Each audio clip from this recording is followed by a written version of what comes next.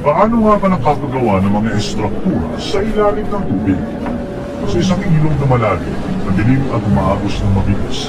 Sa ibabaw nito, parang imposibleng gawan ng kahit ano.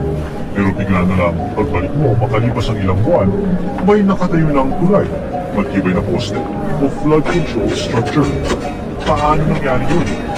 Hindi mo naman nakikita ang mga construction worker na nakalubog sa tubig habang may oxygen tank. Para bang mga diver na nagwe-welding sa ilalim. Kaya, paano nila nagagawa yun?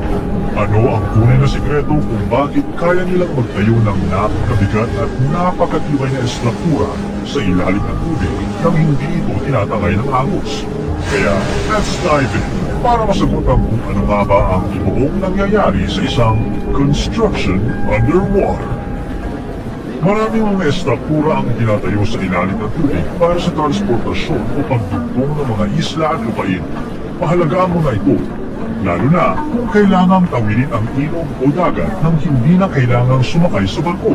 Isang magandang halimbawa nito ang mga underwater tunnel at dam na bahagi na ng ating pang-araw-araw na buhay.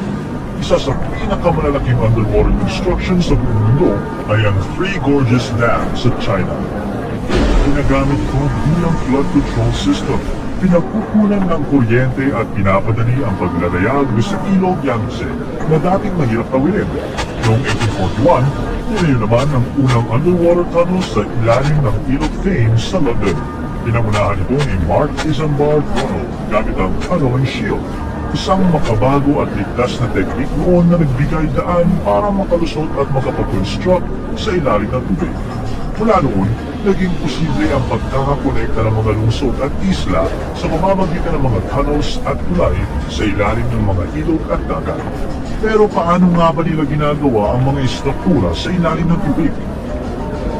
Siyempre, halimbawa, kung gagawa sila ng poste ng tulay, hindi basta-basta lang maglalagay ng poste. Kailangan muna nilang gumawa ng espasyo sa ilalim. Kaya ang unang hakbang ay alisin muna ang tubig. Dito pumapasok ang tinatawag na coffer dam, isang pansamantalang pader sa ilalim ng tubig na parang malaking kahon. Kailangan matuyo ang buong nito. Pero syempre, hindi mo pwedeng basta itatayo ang kahon sa gitna ng ilog.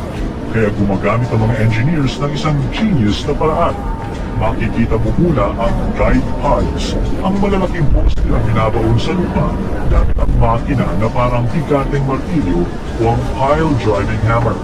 Para silang mga marker na nagsasabi kung saan eksakto itatayo ang coffer dam.